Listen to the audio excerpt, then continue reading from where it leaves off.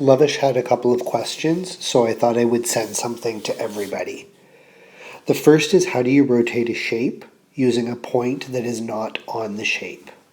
So for example, if we were to rotate the shape that we have here, and we wanted to rotate it using this point, which is not on the shape, how would we do that?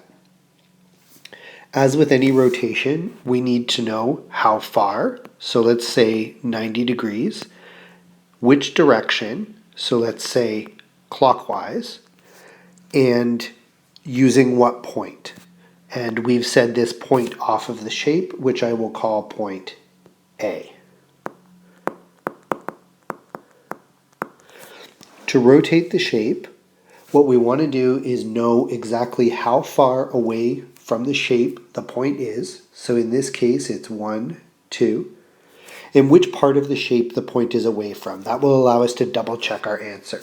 So I'm going to label the corners on the shape B, C, D, E, F, and G. We don't really need those labels, but it will help me.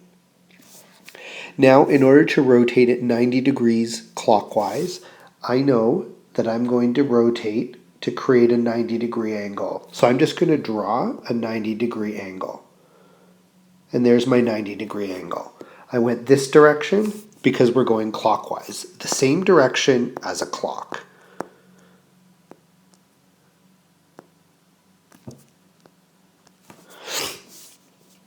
Now that I know I'm 90 degrees, I need to make sure that point B is on this line. So if B is going to be on this line, then the shape is going to go this direction. Straight up from B, 2 squares, 1, 2, and then it's going to go in 1 square, up 1 square, over 1 square, across and down. And that's what a 90-degree rotation using a point off of the shape would look like. The second question was this one, which it looks like it came off of an actual eqao. How would we figure out what the 54th term would be? That's really tricky. And without drawing all 54, we need to figure out what the pattern of the pattern we see is. So I'm going to look for the core of the pattern. I'm going to look for what repeats every time. So my first thought is using these two, but I notice that those two are not the same. The next time it comes up is here. These three are the same. And then I notice the pattern is identical again. So that means that everything here is repeating over and over. So the next core of the pattern would be here. So you notice the pattern is in blocks of 1, 2, 3, 4, 5.